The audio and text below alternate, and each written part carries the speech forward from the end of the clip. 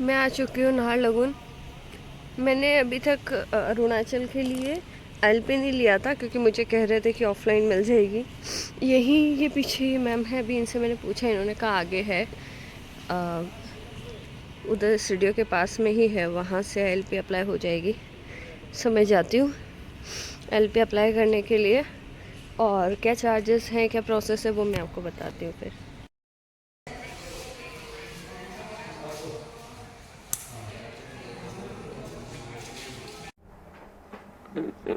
अभी मैं हूँ ईटानगर में। कल मैं यहाँ पहुँच गई थी, फिर उसके बाद जो आईएलपी बनवाना था स्टेशन से ही बन गया था। मैं भी आपको ये सजेस्ट करूँगी, अगर बाय ट्रेन या बाय रोड भी मुझे लोगों ने कहा था कि जहाँ भी आप बॉर्डर क्रॉस करते हैं ना, वहाँ पे होते हैं इनके काउंटर्स वगैरह। मैं ऑनलाइन देख रही थी, उसमें 500 समथिंग का था, वो भी आई थिंक 10 डेज ऐसे ही कुछ मिल रहा था। यहाँ पे बहुत कम पैसे मेरे लगे और मेरे को 30 डेज का मतलब ये मिल गया है, 120 रुपीज़ लगे थे। 30 डेज का मुझे आयल पे मिला है। आप इसी आयल पे भी तवांग वगैरह भी जा सकते हो। अम, नीचे जब मैं स्टेशन पहुंची, वहां से यहाँ तक आने के लिए मतलब ये मैंने किसी से पूछा था वहाँ पे जो थे आरपीएफ वाले, उन्होंने कहा कि जैसे ही ट्रेन आती है, इतने सारे लोग रहते हैं तो बस एक चलती है, उस बस में आप चले जाओ, उसके बाद कोई बस नहीं। मुझे आईएलपी लेना था तो उस बस में तो मैं जा नहीं पाई। टैक्सी कह रही थी 400 समथिंग। मैंने वेट किया, फिर ये था कि कोई ऑटो था, हम लोग काफ़ी लोग थे, तो ऑटो वहाँ से जो वहाँ का मार्केट था नियर बाय, वहाँ छोड़ रहा था 50 रुपीज़ में। ईटानगर के लिए उन्होंने कहा कि 150 रुपीज़ पर पर्सन लूँगा, बिकॉज यहाँ से 50 लगते हैं, उसके आगे से 100 लगते हैं। मैं कहा ठीक है। तो उस ऑटो में मैं यहाँ तक आ गई। ऑनलाइन सर्च किया, होटल्स वगैरह बहुत महंगे थे, यहाँ पे कोई डॉर्मेट्री मिली नहीं। फिर जस्ट गूगल पे मैं देख रही थी तो ये कोई होटल पार्क करके है, यहाँ पे इन्होंने मतलब इनका है नॉन एसी, वैसे ये देते 1000 में, एसी 1200 में। रिक्वेस्ट करके नॉन एसी उन्होंने कहा 800 तक हो जाएगा, एसी 1000। ठीक है, तो यहाँ मैंने स्टे किया। कल रेस्ट की बहुत ज़रूरत थी, बहुत अच्छे से रेस्ट हो गया है। अब मैं यहाँ से निकल रही हूँ ज़ीरो, बिकॉज पास में ज़ीरो ही है, 2.5 आवर का ट्रैवल है। एंड 2.5 आवर के लिए भी यहाँ बाहर ही है जो काउंटर है जहाँ से सुमो जाती है, 550 रुपीज़ पर पर्सन उन्होंने कहा है। तवांग वगैरह जाने के लिए बहुत लंबा सफ़र, वो वापस वही आसाम से होते हुए जाएगा। तो मैंने सोचा पहले ज़ीरो जा जाते हैं, पास में ही है, उसके बाद अगर जाना है तो धिरांग होते हुए तवांग जा सकते हैं। कोई नहीं, अभी तो आज तो ज़ीरो चलता है, देखते हैं। बहुत अच्छा है, फ़ोटोज़ वगैरह में तो बहुत अच्छी वैली है। एंड ईटानगर मुझे तो रेस्ट ही करना था, ऐसा कुछ खास था नहीं। बाकी हाँ, अगर आप नीचे से कंपेयर असम वगैरह से कंपेयर करोगे तो रेट्स थोड़ी वहाँ से ज़्यादा है। लाइक फूड में भी, जैसे वहाँ थाली मिल जाता था 50-60 रुपीज़ में, यहाँ वही 120 100 समथिंग में है। रेट्स नीचे से खैर हाई ही है, क्यों है क्या है वो मुझे नहीं पता, बट है। लोकल ट्रांसपोर्ट में बसेस मैंने देखी थी चलते हुए, बट शायद बहुत कम चलती है। उसके अलावा ऑटो है, लाइक जैसे मैं अभी है तो ये ईटानगर में ही, बट सेंट्रल है वो, यहाँ से 2 किलोमीटर करीब है, तो वहाँ तक जाना वो 10-20 रुपीज़ शेयरिंग ऑटो लेता है, जा सकते हैं। एंड वहाँ आसपास होटल्स बहुत ज़्यादा महंगी थी, नॉन एसी भी 1400-1500, डॉर्मेट्री तो थी ही नहीं जैसा मैंने बताया, ऑनलाइन भी नहीं था, ऑफलाइन भी नहीं था। तो इसलिए मैंने सोचा इधर देख लेते हैं, ये कोई विशाल मेगा मार्ट है उसके पास में ही था, तो सही मिल गया। कल स्टे किया बाहर, नॉर्मल वेज फूड मैंने लिया, 100 रुपीज़ की थाली थी, वो खाया। इवनिंग में मैंने होटल में ही मंगवा लिया था दाल रोटी, अच्छा था फूड, कोई प्रॉब्लम नहीं है। एंड चलते हैं अब, यहाँ से चेकआउट का टाइम हो गया है। अब यहाँ से पैक कर लिया है मैंने सारा सामान, यहाँ से चलते ज़ीरो। वहाँ पे भी मैंने गूगल पे सर्च करके, कोई तो था होम स्टे टाइप, उनसे बात की थी, तो उन्होंने कहा था आ जाओ, कर लेंगे रेट्स का जो भी है। सो चलते हैं, मिलते हैं ज़ीरो में। मैं ज़ीरो रुकी हूँ, यहाँ से ओल्ड ज़ीरो के लिए ये शेयरिंग आपका इको जाता है, 40 रुपीज़ पर पर्सन का चार्ज है। सो जाती हूँ, अभी ये कुछ तो बता रहे, कोई लेक वगैरह है। सो देखती हूँ। मुझे वैसे यहाँ से सीरो जाना था, बट वहाँ का थोड़ा कुछ प्रॉब्लम हुआ चार्जेस वगैरह का, टैक्सी का, तो इसलिए फिर मैं ज़ीरो ही रुकी हूँ। देखते हैं वहाँ चल के ओल्ड ज़ीरो में। बाकी मौसम वैसे ही, मतलब उतनी ठंड भी नहीं है, बट जितना नीचे था ईटानगर में उतनी गर्मी नहीं है, वहाँ से तो थोड़ा ठीक है।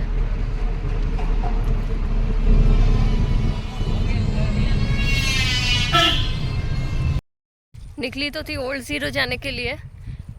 रास्ते में मुझे ये राइस फील्ड दिख गई, तो मैंने उनसे पूछा कि यहाँ पे भी जा सकते हैं। वो बोले ओल्ड ज़ीरो में ऐसे कुछ खास है नहीं, आपको जाना है तो कोई एक दो जगह है, और बाकी यहाँ जाना है। मतलब मुझे ये था कि कोई ऐसा तो नहीं मना करेगा या कैंटर करने के लिए, बट उन्होंने बोला, जो इको वाले थे भैया, उन्होंने कहा कोई मना नहीं करेगा, आप जाओ आराम से घूम के आओ।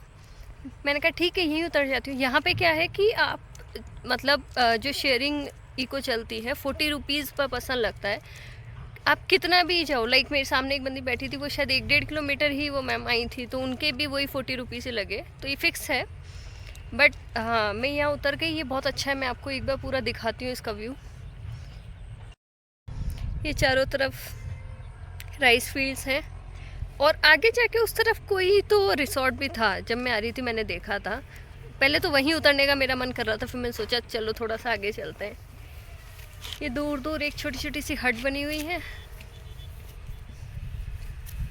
और बाकी सारा आपका ही राइस फील्ड बहुत अच्छा है।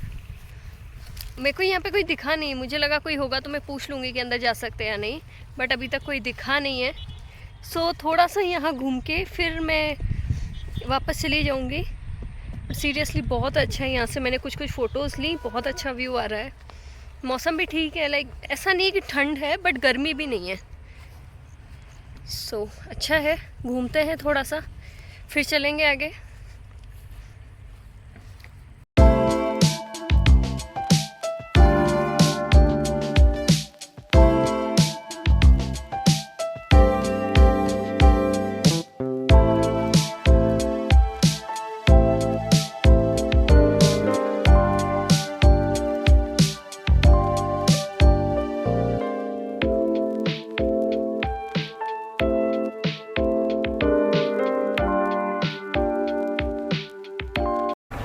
रात को मतलब मैं ढूंढ रही थी कहाँ खाना खाऊं, तो ये एक इनका है नंदिनी होटल करके।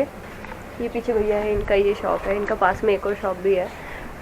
स्कूटी का मैंने पूछा था आसपास कोई रेंट पे मिल जाए तो, क्योंकि जैसे मेरा था ना माइंड में सीरो जाने का, तो मैंने इनसे पूछा। इन्होंने बताया यहाँ पे कोई शिवलिंग भी है, बहुत बड़ा शिवलिंग है। दैट इज़ लाइक मैंने गूगल पे देखा था, टॉलेस्ट नेचुरल शिवलिंग नाम से आ रहा था। स्कूटी का प्रॉब्लम हो रहा था, भैया ने कहा मेरी स्कूटी खड़ी है, ये ले जाओ। तो लाइक होता है, आप जहाँ जाते हो आपको ऐसे हेल्पिंग लोग मिल ही जाते हैं। और ये पीछे ही ऑर्चिड में मैं रुकी हूँ, उसके पास में ही है ये नंदिनी होटल करके। मैंने सुबह यहाँ पे ब्रेकफास्ट किया, पराठे खाए। 2 महीने के बाद मुझे इतने टेस्टी पराठे मिले हैं, क्योंकि हर जगह मैदे वगैरह के मिलते हैं, बट लिटरली बहुत टेस्टी था। कल मैंने डिनर भी यहीं किया था, चिकन था साथ में, बहुत अच्छा था, अच्छा लगा। और ये भैया की स्कूटी है जो मैं अभी लेकर जाऊँगी। भैया ने कहा आराम से लेकर जाओ, कोई प्रॉब्लम नहीं है, और घूम के जाते हैं। राइट जाने के बाद आराम से सीधे निकल जाएंगे, घूम के आते हैं, फिर आके भैया से बात करते हैं। ये है सीरो वैली। गर्मी तो उतनी ही है भाई यहाँ पर भी जितनी वहाँ थी ना ज़ीरो में, सेम। ये आगे पता नहीं कोई मैच चल रहा है या कुछ तो है। रिसोर्ट देखा मैंने पीछे, जिस रिसोर्ट में मैं आने वाली थी कल, बहुत प्यारा रिसोर्ट, बहुत अच्छा है।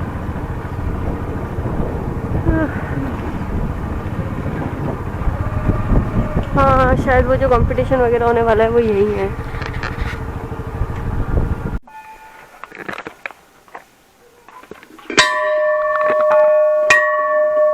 ये है ये जो शिव टेम्पल है, 5-6 किलोमीटर से अप्रोक्स था शायद वहाँ से।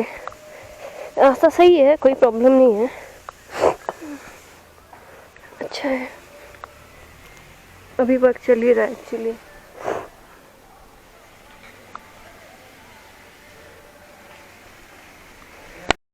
चलो चलते हैं वापस। सोच रही हूँ कि अभी टाइम है तो ओल्ड ज़ीरो जा आती हूँ। चलते हैं ओल्ड ज़ीरो।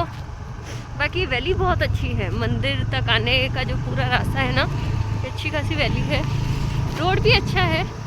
गूगल से आप आते, गूगल लोकेशन आपको बहुत पीछे ही छोड़ देगी, बट उसके बाद भी जो रोड है उसी को ही फॉलो करते जाओ। मंदिर पहुंच जाओगे। सी ब्यूटीफुल।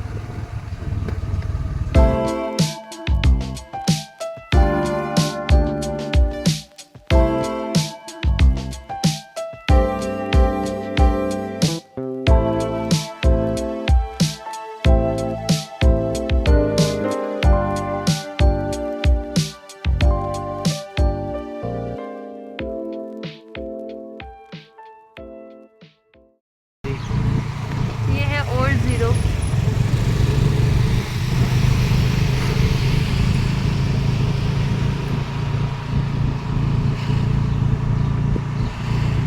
घूम लो, ओल्ड ज़ीरो घूमना है।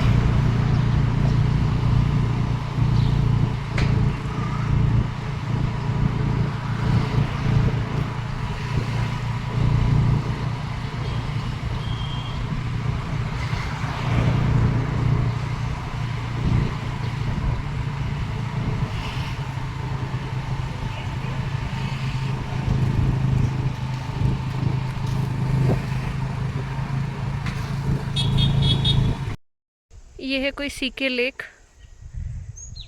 ओल्ड ज़ीरो जब पहुंच गई थी, थोड़ा सा आगे गई, वहीं पे बोर्ड लगा हुआ था। मैंने कहा चलो चलते हैं। गूगल मैप पे लोकेशन दिखा नहीं रहा था क्योंकि मैप उतना काम नहीं कर रहा था। सो बट बोर्ड लगे हुए हैं इसके, तो वो फॉलो करते करते आ गई। अच्छा है, काफ़ी शांत सी जगह है। बोटिंग भी हो रही है वहाँ। टूरिस्ट भी आए हुए हैं काफ़ी। तो आगे जाके देखती हूँ, बैठती हूँ वहाँ थोड़ी देर।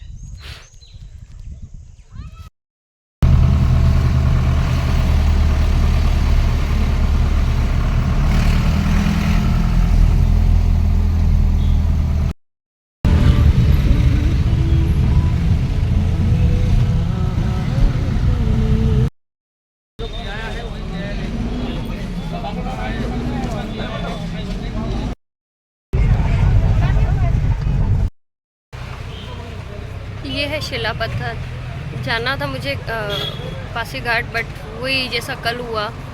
लाइक देखा था गाड़ी में आगे लिखा हुआ था पासीघाट, बोलते भी हैं कि हाँ जा रहे हैं। मैं वैसे तो नहीं कल के बाद ट्रस्ट कर रही थी बोलने पर आगे लिखा हुआ था पासीघाट, मुझे लगा जा रहे हैं। जस्ट यहाँ आने पर बोली कि आपको शिला पत्थर छोड़ देंगे। यहाँ का 120 रुपीज़ लिया, बोले यहाँ से आपको आगे के लिए गाड़ी मिल जाएगी।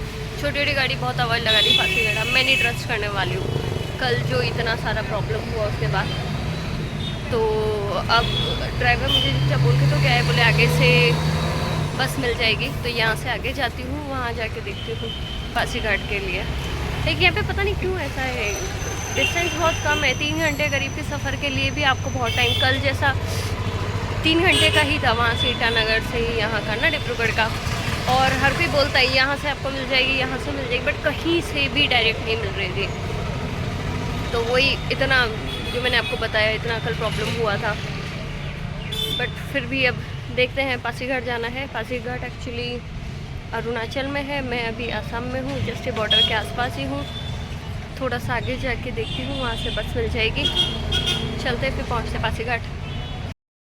अभी फिर वही रिक्शा लिया और उन्होंने लाइक कहा था बस स्टॉप पे छोड़ देना, वो ले जाके आगे एक सुमो का स्टैंड था वहाँ छोड़ दिया। उनको भी पहले तो बोले पासीघाट नहीं जा रहा हूँ, फिर कहते कि चलो चलो लेकर चलूँगा, वही आधे रास्ते तक कहीं तक। बस का बोला तो कहते बस है ही नहीं। फिर मैंने कहा ठीक है, वहाँ जहाँ से ही वापस वहीं से ही मैं रिक्शा पकड़ के आने लगी। वहाँ पे ये थे जो छोटे होते हैं, तो वो गाड़ी वाला कहता है कि मैं जाऊँगा पास। पहले तो वही रिक्शा से उतरने से पहले से पासीघाट करके सोचे। मैंने कहा भाई ठेठ पासीघाट जाएगा तो पैसे दो, तो कहता है पासीघाट ठेठ गाड़ी जाता ही नहीं है, मैं आपको आधे रास्ते दूसरी गाड़ी में बैठा दूंगा। वही वापस कल जैसा हाल होने वाला था। मैंने कहा रहने दो, ज़्यादा होगा वापस डिब्रूगढ़ चली जाऊँगी। फिर जिस गाड़ी में आई थी उन्हीं को ही मैंने कहा यार भैया क्या है ये। तो कहा थोड़ा सा आगे जाओ, बस स्टॉप है ये। एक्चुअली अभी जहाँ मैं बैठी हूँ ये बस स्टॉप ही है, बाहर बस लगी हुई है। और ये पीछे जो हैं इन्होंने बताया कि यहाँ से बस जाती है, 10 मिनट में बस आएगी। सो फाइनली यहाँ से देखते हैं, बस मिल जानी चाहिए, लेट्स होप।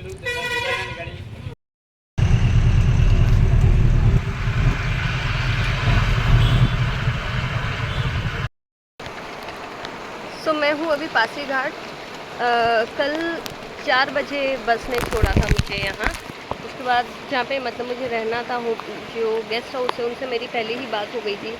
तो लाइक ठीक है, सिंगल रूम है, उसका 800 उन्होंने बोला था, मैंने थोड़ा कम करने के लिए बोला तो 600 में हो गया।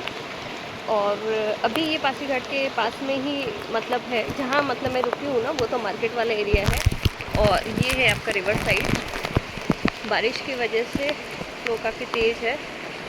एंड आज सुबह से ही बारिश हो रही है। मैं उठी थी 6:30-7 बजे करीब, तब बहुत तेज़ बारिश हो रही थी, वापस हो गई। 9 बजे करीब थोड़ी सी कम हुई, तब मैं बाहर गई ब्रेकफास्ट वगैरह के लिए। सो अभी ये रिवर साइड है, ये वहाँ से था 2.5 किलोमीटर। तो मैंने कहा ठीक है, वॉक करते हैं। और वॉक करके यहाँ आई। बहुत अच्छा है, मैं आपको दिखाती हूँ। ये देखिए,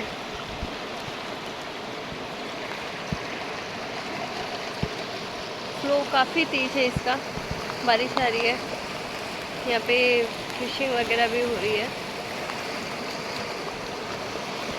बारिश भी स्टार्ट हो गई है ना, तो बारिश की वजह से इसका भी फ्लो काफ़ी तेज़ है।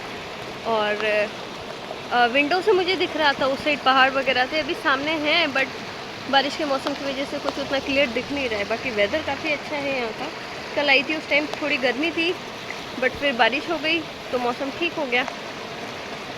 और अभी देखती हूँ, अभी तो यहीं स्टे करना है। उसके बाद मुझे क्योंकि सिलचर निकलना है, तो उसके लिए देखती हूँ ट्रेन वगैरह का कैसे क्या है।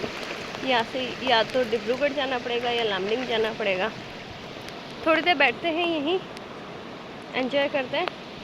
और हाँ, कल मैंने बताया ही था, मैं वहाँ से मैंने शिला पत्थर से जो बस ली थी उसका 200 रुपीज़ उन्होंने लिया। और 3:30-4 बजे तक मुझे यहाँ ड्रॉप कर दिया। सो हो गया। अब पासीघाट घूमते हैं, फिर देखते हैं आगे का सफ़र कहाँ जाना है।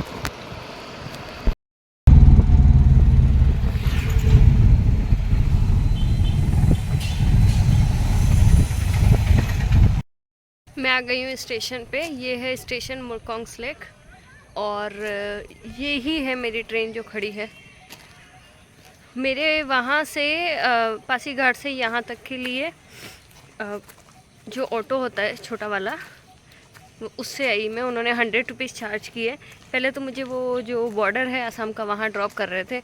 मैंने कहा भैया प्लीज़ आगे ही छोड़ दो, बिकॉज़ असम में बहुत घटनाएं हो चुकी है। फिर उन्होंने यहाँ लाके मुझे ड्रॉप किया। बहुत शांति है, छोटा सा स्टेशन है। बट अब मुझे कुछ खाना है तो मैं बाहर देखती हूँ, कुछ मिल जाएगा तो जाती हूँ। स्टेशन पे तो लग नहीं रहा वैसा खास, पर देखते हैं। ट्रेन में तो काफ़ी टाइम है, सो चलते हैं।